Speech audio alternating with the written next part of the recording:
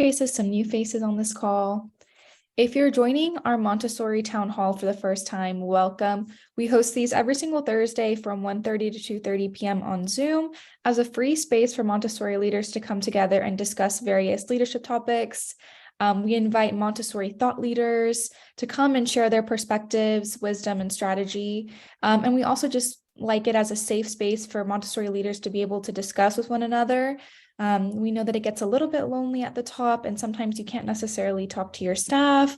So it's nice to have a community of leadership online. All of these sessions are recorded and they're posted on our YouTube as well. This one is as well. So if you're watching the recording to this, hello as well. We do this because we understand that administrators have a very busy schedule. You can't always join the lives, but may want to still listen in on the information. So if you have any questions, comments, ideas throughout, you can utilize the chat. We make sure to get through the questions, comments that you have as well. Just wanted to make a note of that.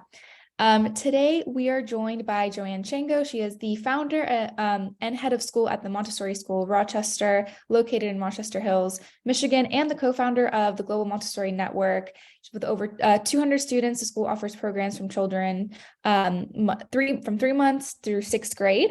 She's here today to talk to us about working through conflicts with parents and families at your school. I'm going to go ahead and hand it over to Joanne now, after she can share her thoughts. Everyone, thank you, Camilla. I appreciate the welcome and for having me here. I'm very excited to talk to everybody about this topic. It's a very important topic for me. As Camilla mentioned, I founded my school about 12 years ago. We opened our doors in 2012, and one of the first things that we committed to was the fact that the students came first in our school, the guides came second, and the parents came third. And third might seem like it's the runner-up. However, all three are equally important. And when we put that hierarchy in on what our focus was going to be and how we were going to support the needs of the students while supporting our guides in their development and what they offer in excellence to our students, how do we take care of our parents? Because they may not be our client, the child is our client, but the parent pays the bills. And the parent is the most important voice for the children. They're their advocates, and we want them to be advocates. However, sometimes that can be challenging. They are speaking for their children. They do not have as much of an insight viewpoint of what we're doing in the classrooms. Often they don't have a deep understanding of Montessori, so there's confusion. Sometimes it feels like there's challenges that they're offering to us. Why don't I see the progression of my child? Why is somebody else doing more than them? Why is somebody harming my child? One situation we had 10 years ago in our first year was a toddler that was biting, and the parent really appreciated how we supported their child and supported them, and the other parents, worked well with us. And then a year later, their child was being bit. And they were saying, how do you let this happen? How can this possibly happen? What are you going to do to protect my child? And it was as if the year prior hadn't really existed, right? Where when their child was the biter, they appreciated what we were doing. And so how do you approach those situations? How do you support the family, the parents with their emotional upset? And how do we solve the situation without saying, don't you remember? Because it doesn't work. That was them and that was their child. And in today's world, it's often a case of we need to respect a parent's child when the child is going through a hard time, but we also need to protect that child from other children that are going through a hard time. So it feels contradictory. It feels like they're saying it's okay for my child to do it, but it's not okay for my child to ever be harmed. So give my child space, but don't essentially give other children space to hurt my child. And that puts us in a challenge because we know that it takes time. And we also know that we have to protect our teams. Recently, I was in Baltimore for the AMI conference, and I was in the administrators training, and it was about leading with dignity. And it was a profound training. It was really phenomenal. But one of the biggest things that I got from that training was about giving and receiving feedback, and giving and receiving feedback. And that's really a lot of what we're talking about here. It's very easy to quit on a parent who we feel is attacking us because we don't deserve it. We are investing a lot of time, a lot of love, a lot of heart, and into the children and the work that we do. And when we feel like we're being attacked, that feels like it is truthfully a slight against our dignity. And yet the parents have children here that need us. And so we have to begin to develop the muscles to support or answer the parents and provide them with a safe space. And this is what the dignity, giving, and feedback is really all about. We need to train ourselves on what that means. First and foremost, what is dignity? And dignity is the core of who we are. And it's something that cannot be taken from us. It's something that it is our right to protect. And it is how we communicate with grace and courtesy in Montessori terms with the world. And this is what we offer to our students. What I've been saying over the past few years really to our team members and when I speak elsewhere is it's not just child development, it's human development. If we go back to the core of Maria Montessori, she talked about how we were treating children with the respect that they were due. And we're treating them not as if they were below any other adult, but that they were equal. Their respect was due just by nature of the fact that they were here. I don't have the quote. And when I look at it that way, I'm looking and saying how we approach the child in grace and courtesy, how we approach them in peace meetings is actually the same approach that we should be employing with our parents. That's critical. It's very important. And when we're able to do that, we can actually look at conflict resolution with parents when they're coming to us and they're angry, they're aggressive, they don't seem like they're being reasonable. We have guides that are really upset about an email that feels like it attacks their integrity.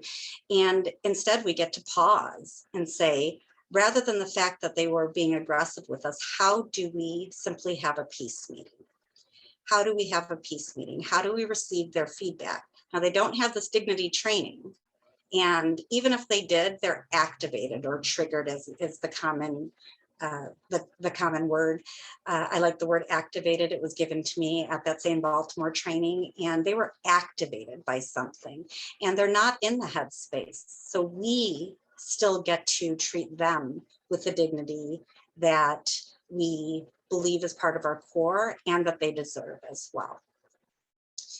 To do that is to welcome them in and to listen. This was the hardest thing I've learned in the past 10 years.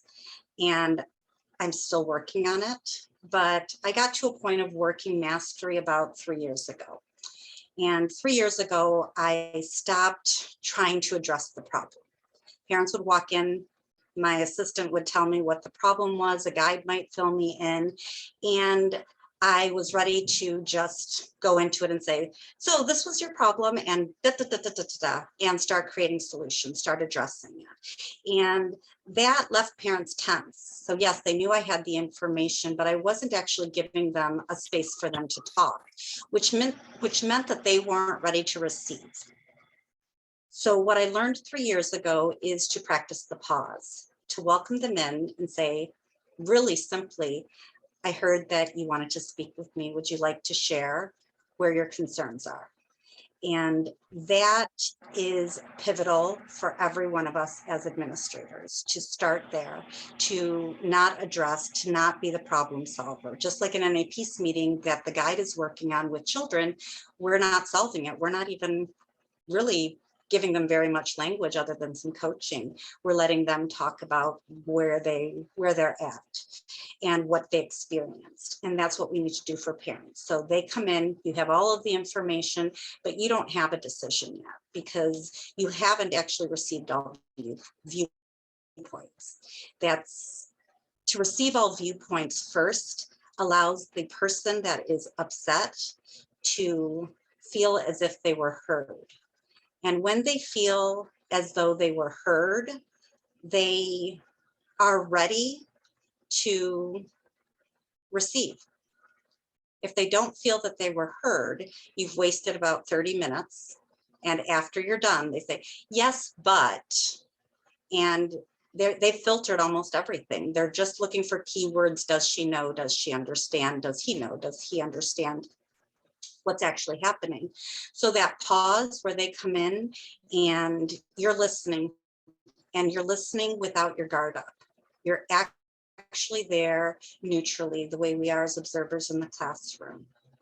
They are here to share with you, and you are collecting information. You are observing them, and you are offering them a safe space to put out all of their angst, because they're advocates. When we look back 100 years ago, during the Industrial Revolution, Maria Montessori's developing these programs. It was because the parents couldn't be there for their children. That's how practical life was evolved. It was literally practical.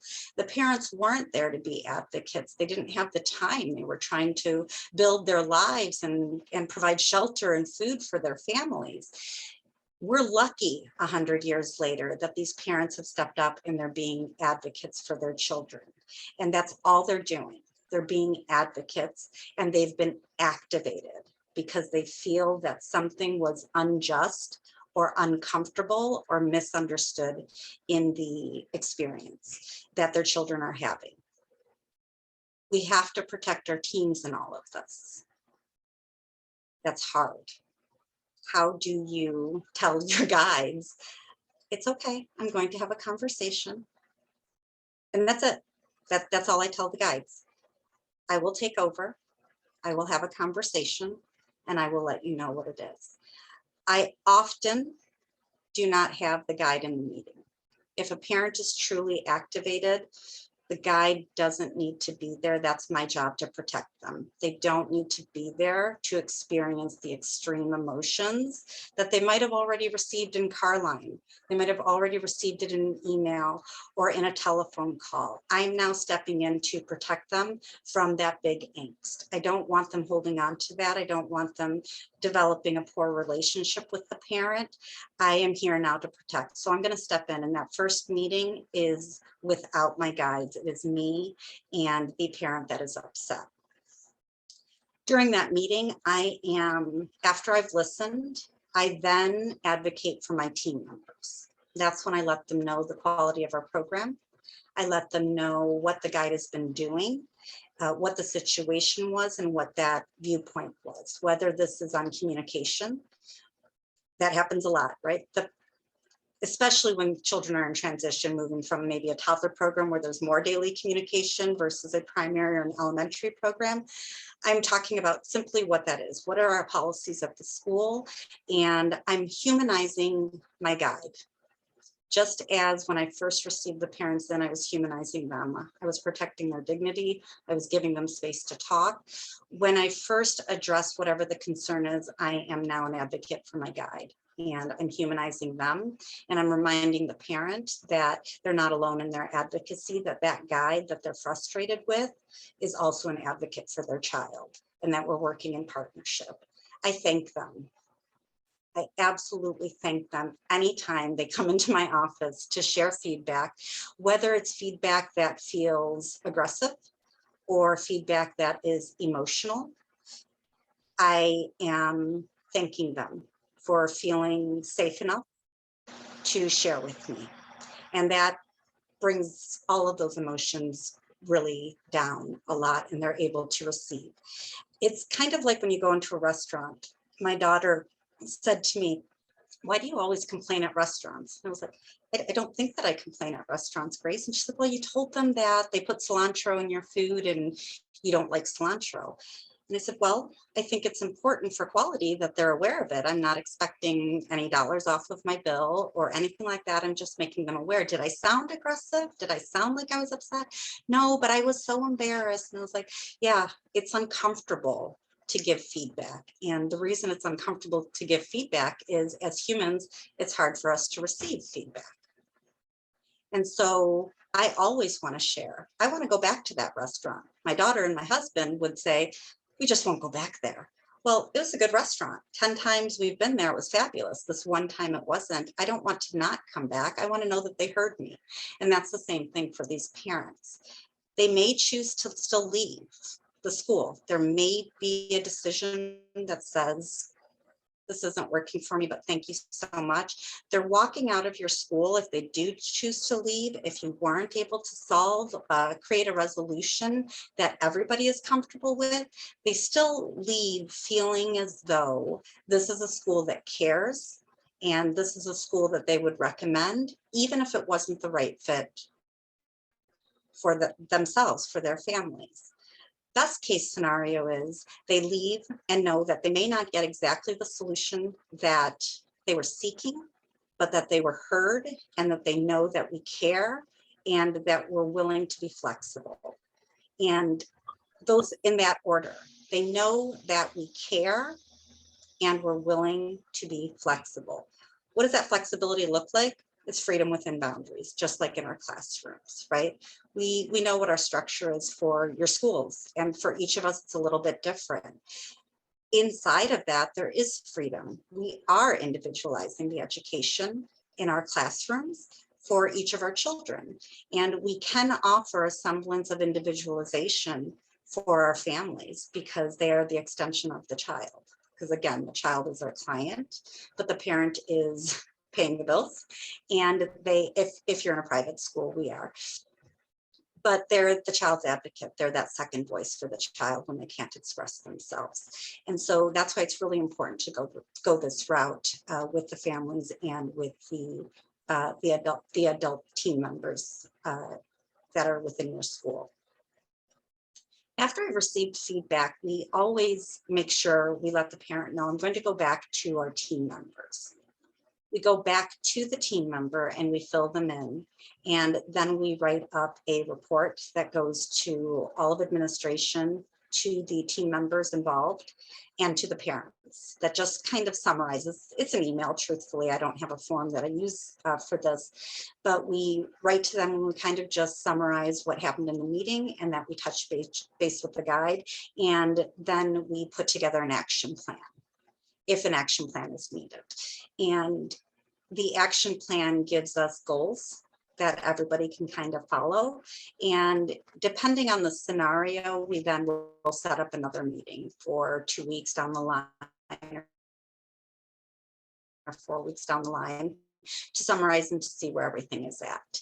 If it is just a parent conflict, maybe they didn't like the way they were charged an extra $5 for their lunch or whatnot, and they're upset about that, I'm probably not going to be sending an email a month later, but I am going to be touching base with them the next time I see them in Carline. So I'm always making sure that there's a follow-up. How formal that follow-up is really dependent on the extreme nature of the incident or whatever caused the parent to be frustrated or to be upset. Usually I'm talking one-on-one to people, so I say, does that make sense? I'm happy to take questions in the middle of this because it's a lot of content in a short period of time, or I can keep going and give you guys some case scenarios and some examples that maybe will resonate of how does this actually work. Okay, so I'll keep going. One of the things that when we started implementing these strategies was the guide feeling that they were left out or they didn't necessarily trust. And trust is a bad word, but they still were left with uncertainty. Well, what did you say to them? Like, what exactly happened? And they want to know because they weren't a part of it. And yet it was important to protect them. So to be able to have those very transparent meetings with the guides that gives them the support is important in their confidence. And it's important that they don't develop a bias against a parent or an internal like little prejudice, like that parent tells on me, I don't want to be around them, or that's going to change my relationship, and we don't want that to happen. And so having those conversations that, again, with your team members brings them down off of the ledge. The parent gets to be heard, they don't get to harm when they're trying to be heard. And an angry voice is rarely ever heard.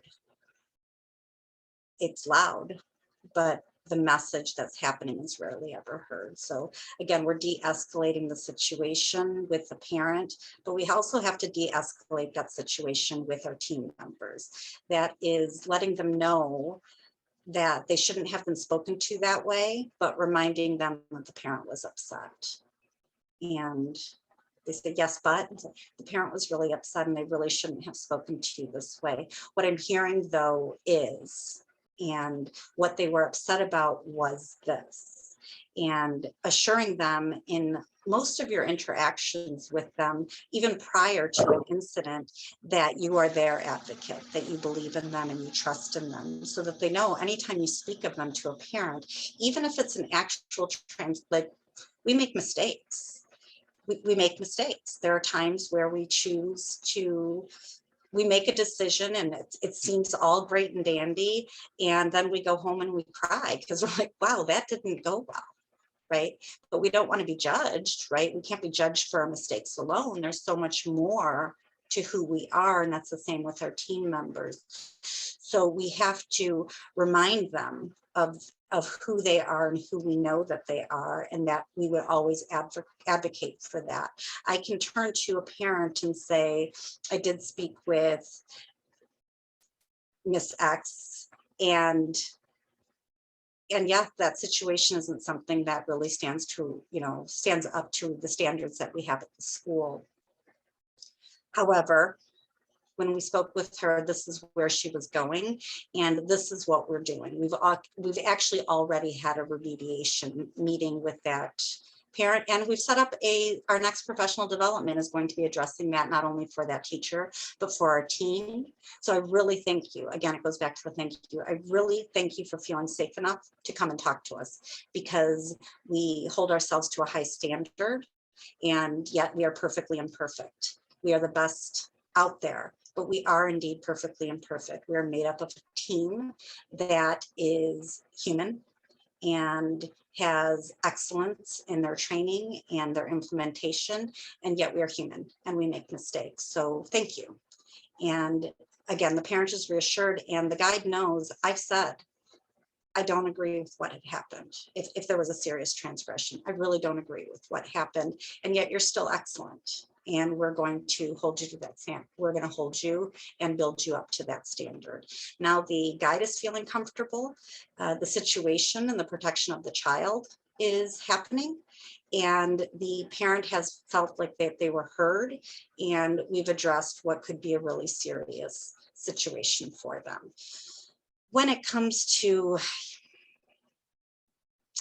parents and the way they speak with some of my administrative team, that sometimes is harder, and helping my teams to remove judgment, guiding them on removing judgment, changes daily interactions. I have a team member, she's one of my favorite people, she's phenomenal, she's very direct. She's incredibly direct. I have what my team calls Montessori speak with my parents. She's very direct. She's like, they have to pay on time, and that's it. I'm like, okay. And I would say, right, like, oh, I understand that you're having a really hard time, and I might be flexible and give 2 weeks. And so we're very thankful for this team member, because we can't afford to push off 2 weeks. But that directness sometimes rubs the parents the wrong way. And then she's frustrated as well. One day she came to me and she said, this conversation didn't go well. And I call it my guides and my administrative team, they tell on themselves, and they tell on themselves because they know it's a safe space. I'm not letting them go because they've made a mistake. I love when somebody tells on themselves, because it gives me an opportunity to coach them. And I said, tell me what happened. She's like, well, you know how this parent is, she's always asking for something and they're so high maintenance. And I said, can I stop you for just a moment? And I'm going to remind you that they are a parent. And so all you need to start with is this parent is upset about, this is just the facts. And she said, yes, but, and I said, but for real, this parent in this situation has this issue. And I gave her information about that parent that I knew personally. So did you know that the father works on this charitable board and puts in about 20 hours a week to feed the hungry? And the mom does blah, blah, blah, blah, blah, blah. And she looked at me, she said, no, I had no idea. I said, yeah. I said, they're here because they want the absolute best for their children. And they are not signed up for extended care because they can't afford it. And so they're rushing to get here. And yes, they're always 10 minutes late. They have declined extended care, even though we offered it for free, because they are very uncomfortable taking scholarship dollars, is how they see it, from a family that needs it, because they both work and they do have an income. Their budget just doesn't extend to that extra $2,000 a year. So they're trying really hard to not take, and they're trying really hard to give to their children. And yet they freak out every month when there's a $30 charge for late fees. They're not being difficult. I know you've offered them solutions, but none of them belong to them. That team member wrote an email of her own prompting to the parent, copied me on it, and completely acknowledged that she could have handled the situation and the conversation differently, and that she regrets her role in escalating the situation, and she just wanted to know how to help from this point further. And that parent that looked like they were going to pull out of our school, after they had a meeting with me and then received this email from the team member, that parent went back to being our biggest cheerleader. Now, if you had heard the conversation on the phone, and if you had received the email, it would have been one of those emails that I see on a lot of social media that, can you believe the parent wrote this way? Because they were activated. They went right back to being our biggest cheerleader. They are working with our committees for our fundraisers, and this is 2 months later. The very next day, truthfully, they were just ready and back to being happy families, and therefore the gift of education that they are offering to their children of Montessori education continues, because again, it is the child that is their client. It is the guide that is supporting and guiding them through this education, but it is the parent that is their advocate and the paying portion of the client at the end of the day. They're all intricately woven. So if you leave with anything today, it's approach these situations not with, should this parent stay or should we invite them to leave? Approach it with dignity and with the sense of what we do in the classrooms, which is a peace meeting.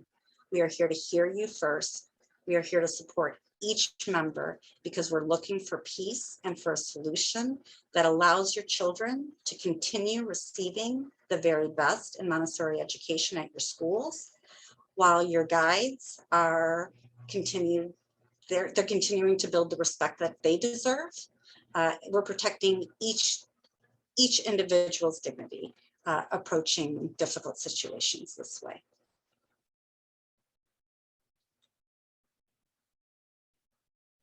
Does anybody have any questions at this point?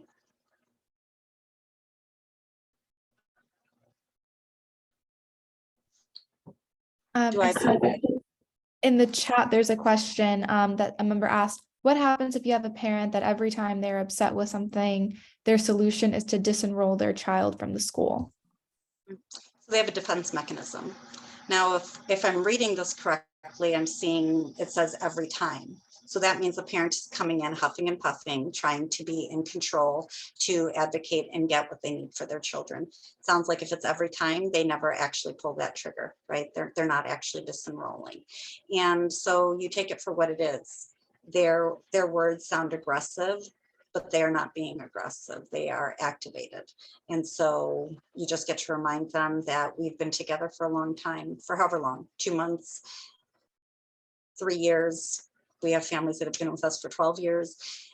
We just get to remind them that, you know, we're so thankful after 10 years together, 2 years together, whatever the length of time is, that they feel safe enough to come to you and share what's bothering them. So thank you again for remembering that I'm always willing to be here to hear from you. And that's how I start that conversation, because my job is to de-escalate and, again, preserving their dignity. They are not giving you feedback in a way that usually can be heard. And it is our job as administrators and as leaders to filter. And so I don't have to feel threatened each time they come in with a threat. Instead, I get to approach them with compassion. I get to approach them with, you are upset, something has happened, and remember, we're always here, and we're going to find another solution because your child is fabulous and they deserve it. That's actually how I would start in that situation, and de-escalating. Any other questions, comments, or experience somebody wants to share and discuss? I have a question for Joanne. In our situation, we have an education director in our school. So in situations where we have issues with a child, either things are not going right for one reason or another, the parent is not happy. So what we normally do is we have the education director come in and spend some time and observe the child. And then when we meet with the parent, we have the education director attend along with the director in the meeting, so because then she can share her own observations. Now, I know you mentioned that the first meeting you don't have any member, you just basically handle it by yourself. But is this an okay approach to take to get another? She's not the teacher, but she's an education director along with the director itself to be in the meeting. Thank you for that clarification. I almost always, when it is an extreme situation where the parent is really upset, I do always make sure I have one other person in my meeting, mostly to protect myself at that point, as well as to make sure that there are 2 ears hearing what the parent has to say. We always do the observation first. I call it due diligence. I'm going in, or my program director, education director is going in and assessing the situation, collecting as much information as we can based on the parent concern or the guide complaint. Sometimes the parent never comes to us. They're just complaining to the teacher, and the teacher saying, I can't take this anymore, right? So almost always in extreme situations have at least one person. I think that that's an excellent approach. It's something that we always have, and it alleviates the he said, she said, because there's somebody else in there and listening to the conversation, so that we're all protected in that conversation. Now, is it, I think I agree with you when you say that the first thing we should do in the meeting is basically listen to the parent and let them kind of air out what the grievances are. But in the same meeting, is it okay basically to provide your own perspective and own issues, like, from the point of view of the education director and what she brought after having talked to the guide also. Bring that, once you have listened to the parent, bring up that perspective and kind of provide that, or should you leave that for a next meeting? The first meeting should only be essentially in the listening mode. No, I do explain our viewpoint. I just make sure that when I'm explaining our viewpoint, I'm actually giving facts. I'm not giving opinions. My job isn't to defend. I don't want to be put on defense. So you want to make sure, as you're giving the information as you know it, that it is based on facts and it's not based on opinions. And therefore you're not on defense. And if you're not on defense, then you have more opportunities to be in charge of the conversation and direct it to a more peaceful outcome. So in a big situation where the parent is upset with the guide because something happened with their child, and let's say that the guide actually did something that really wasn't in keeping with the standards of your school. I'm still not defending. I'm not in defense mode. I'm making an acknowledgement. So it sounds like what you're sharing with me is very similar to what I've heard. And what I reviewed in the camera footage. For us, we have camera footage. So what I reviewed in the camera footage. What I do know is when I spoke with the guide, she shared her rationale behind it.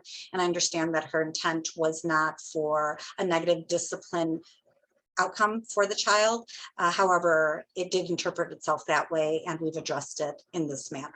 And so I'm not on defense. I'm really in control of the conversation, and I'm saying it as concisely as I possibly can in as few words so that I make sure that the message that I'm giving to the parents is not lost.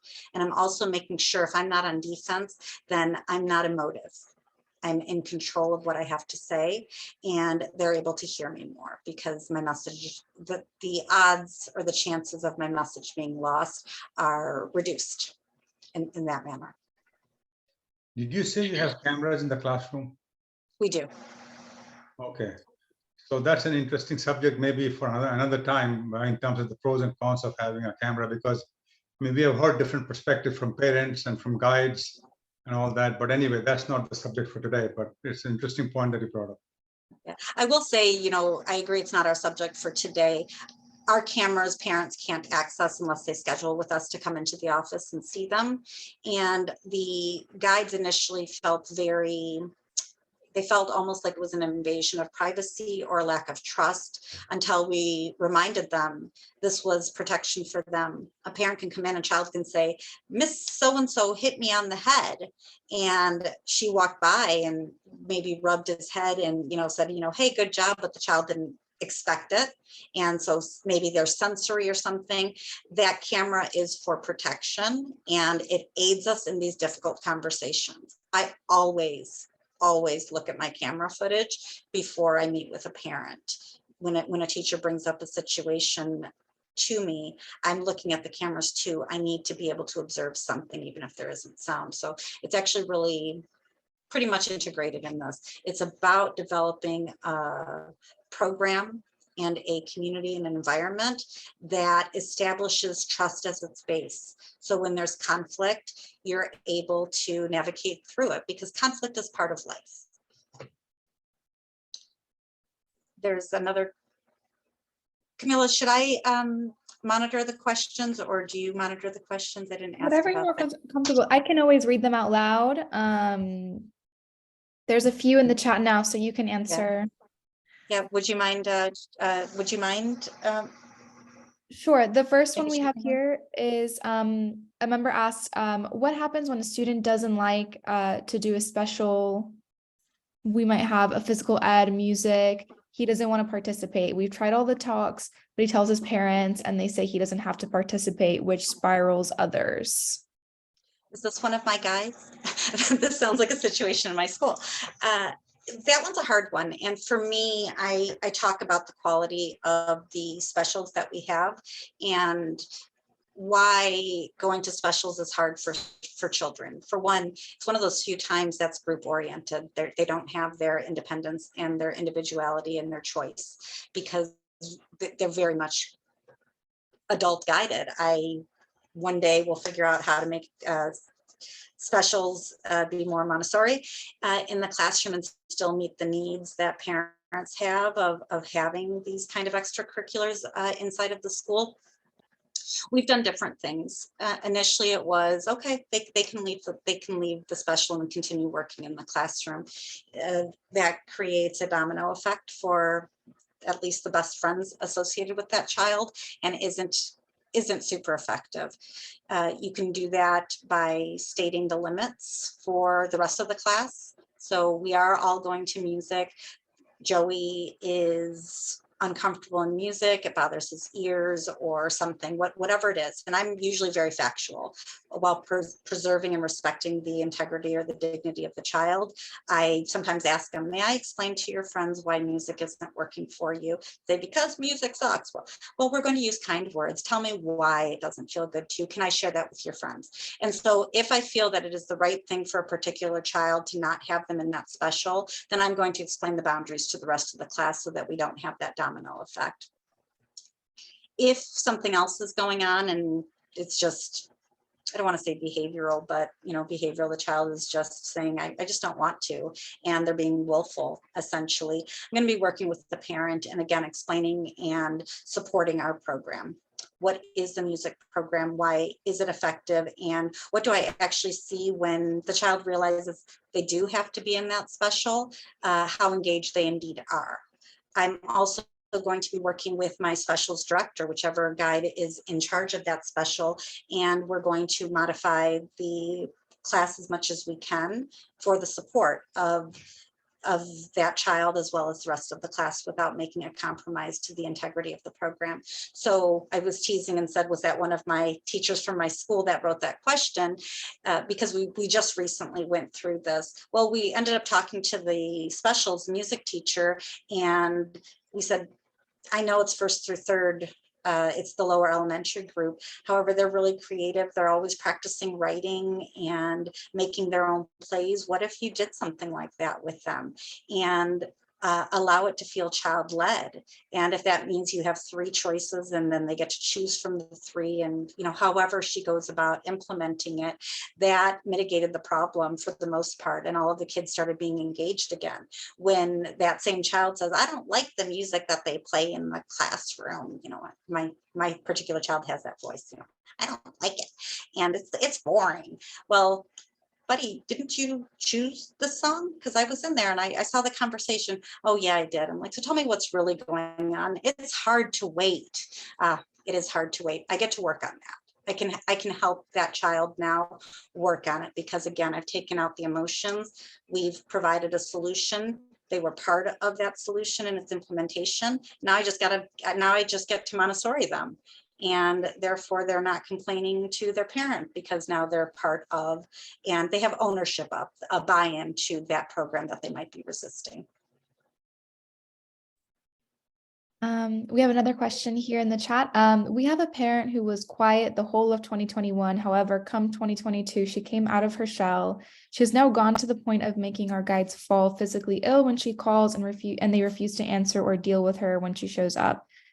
This results in whoever is mentally strong will end up handling her. She has been proven wrong with situations time and time again, although the school, the guides, and all involved apologize. She refuses. When we explain how we do grace and courtesy with her child or peace table or work, she will inform us directly that she knows what is best for her child and that we shouldn't do it. She's really breaking our team down. To give a bit of context, we are the first Montessori school in our small town in South Africa. So that parent was observing the first year, or that parent was still dealing with the traumas of COVID based on the year that you just said. And we don't know why she was quiet the first year. What we do know is that right now she's being activated. And in her activation, she's causing the guides to also be activated. So that's where we kind of step in. I become that parent's best friend.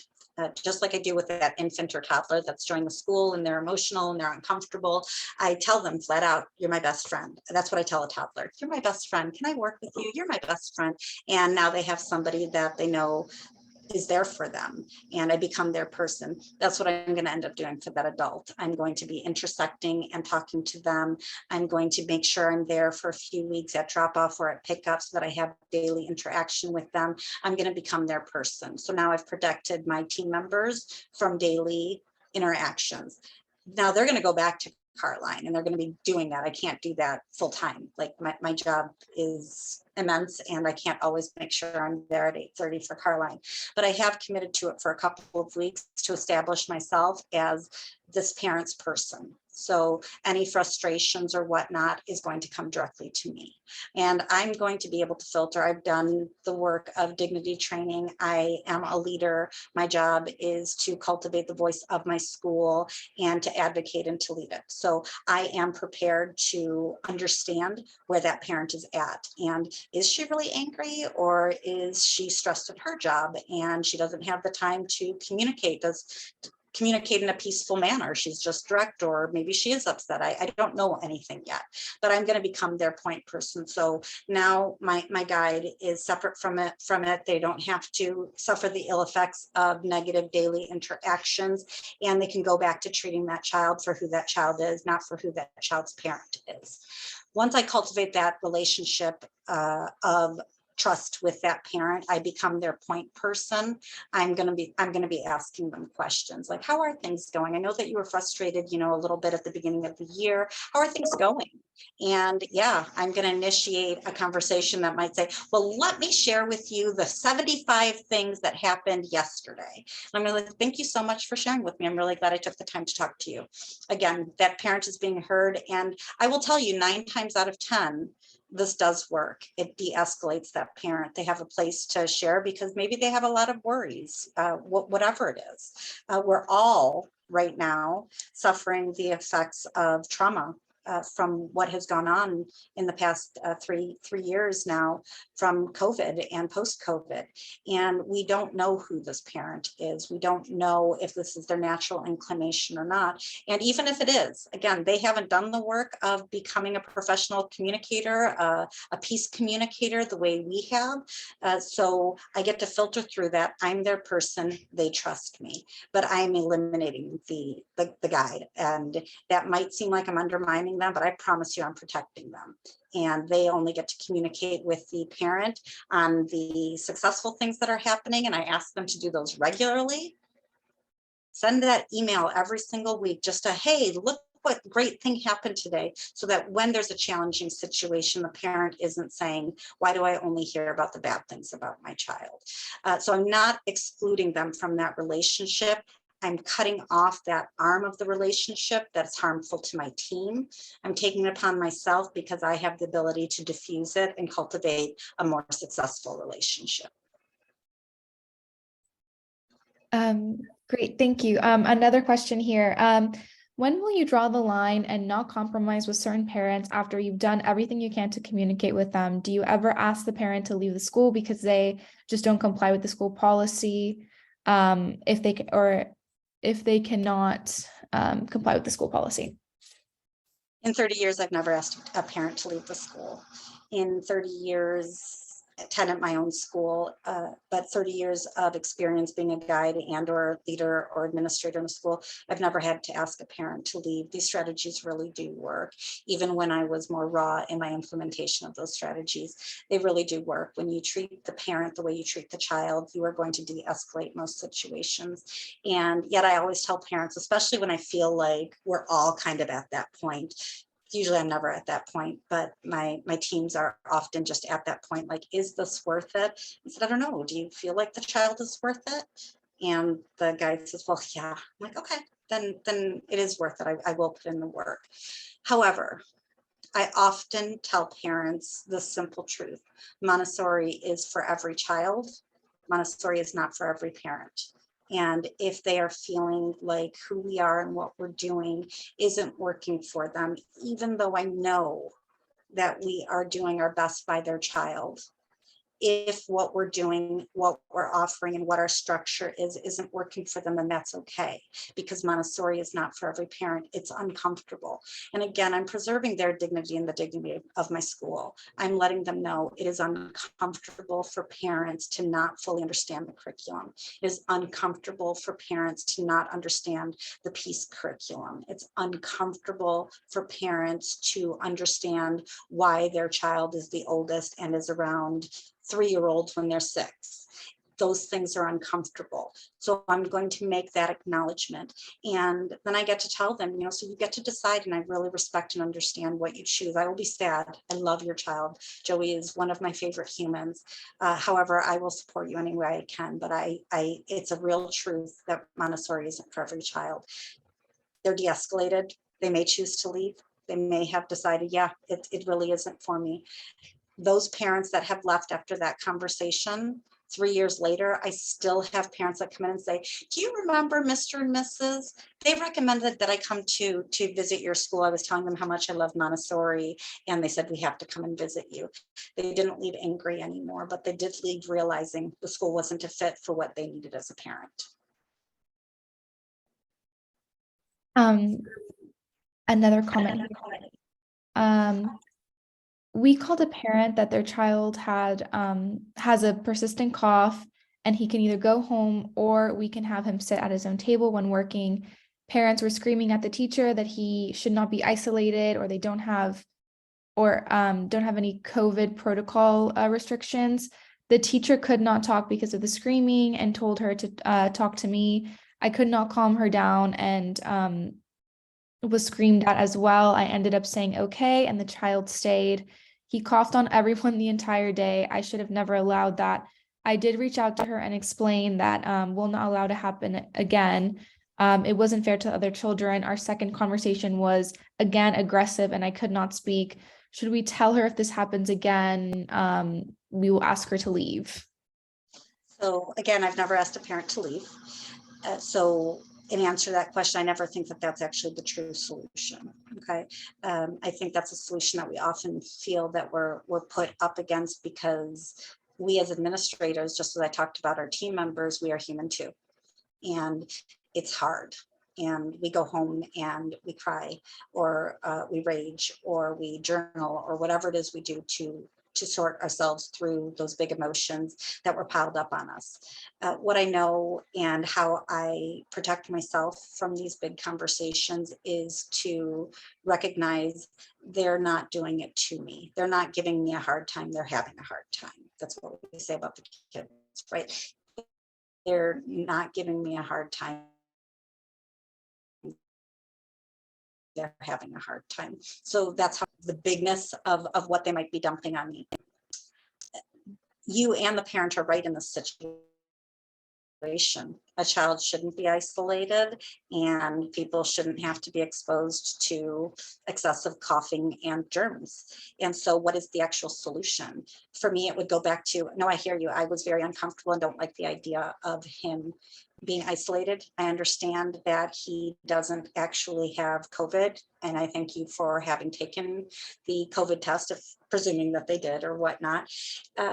Would you mind taking him to the doctor? Because if this is just allergy related, then we get to handle this in a different way. However, if there is an illness, COVID or not, we do want to make sure that one, little Johnny is comfortable, and two, that everybody in the community, including the guides, stay healthy. We want to make sure that everybody is healthy. And because just like you, it's hard for parents and children to miss work, whether it's the work at school for the child or work for you as parents. We know that that's hard. So when we all work together, we are able to maintain the highest standards of health inside of our classroom. And that's how we need to proceed forward. You have to, though, also do the extra work. You need to be looking at your health policies. And if they aren't clear enough now after the pandemic, then you have to address those so that when it's asked, no, not with any, with more definitive,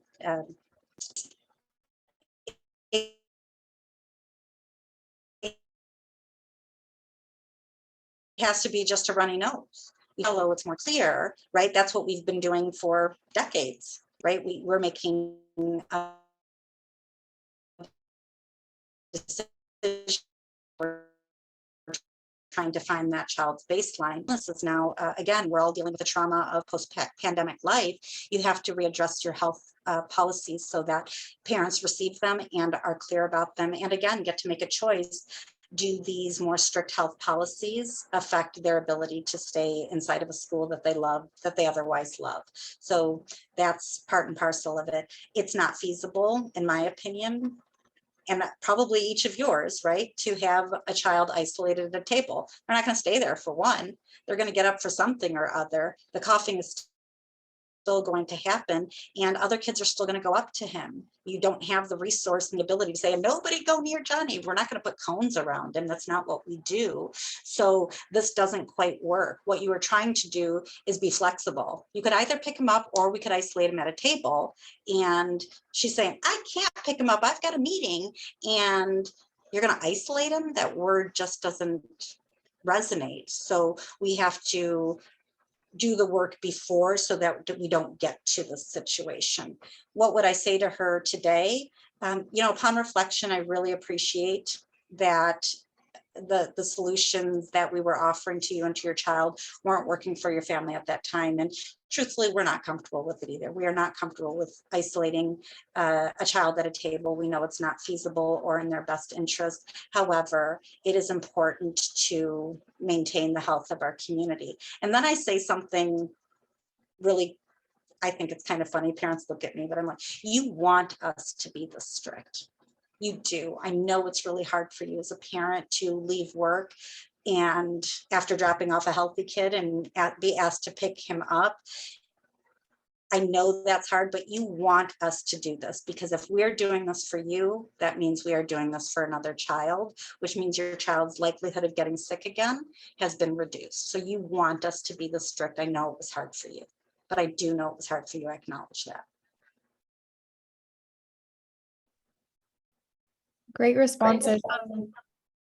Are there any other questions or comments before we wrap up? All of you guys who have asked questions have asked some really good questions. And thank you so much, Joanne, for taking your time on answering each one. You're very welcome. Thank you.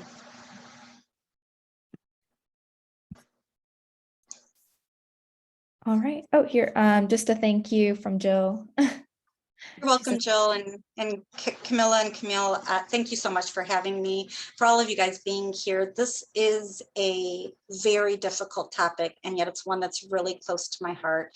And I am a passionate little Middle Eastern girl. It doesn't come super natural. My blood can boil, for sure, but to handle it with peace and to approach it in the same manner as we do any peace meetings with our students really makes a big difference on our own mental well-being, our well health, as well as our team members. But it maintains relationships with these parents for the long term, and we're here to make sure our schools stand for the long term. It really does work. It's hard work and it's worth it. I will leave you with a book that I did not write, but from the training that I did in Baltimore, Leading with Dignity. I don't have the author's name. It starts with Laura, Dr. Laura something. It's a great book, though. It's called Leading with Dignity, and I recommend reading it. It's an easy, light read, and it takes work to develop this for yourself and your teams. But as Dr. Laura said, we were just calling her Laura at the conference, as Laura had said, you guys are so good at this. And we were like, well, it's because we already do it. It's just called something, you're calling it dignity instead of peace or respect in communication, but we already do most of it. We just have to apply it to our parents. Great. Thank you so much, Joanne. Next week, we won't be having our usual town hall. Camille and I will actually be in Boston at the AMS meeting. So if any of you guys are going, we look forward to meeting you in person. We'll meet you there, Joanne. We're going to be at booth number 208, I believe. So come talk to us. We're happy to meet you guys and discuss. You can even request any town halls that you guys might want to see in the future, or just come say hi. We look forward to seeing you all there. We'll be back with our regular town halls on March 23rd, I believe. So we'll see you back then. Thank you so much, Joanne, for everything. And thank you to everyone who joined. You're welcome. Bye, everybody. Bye. Have a great Thursday.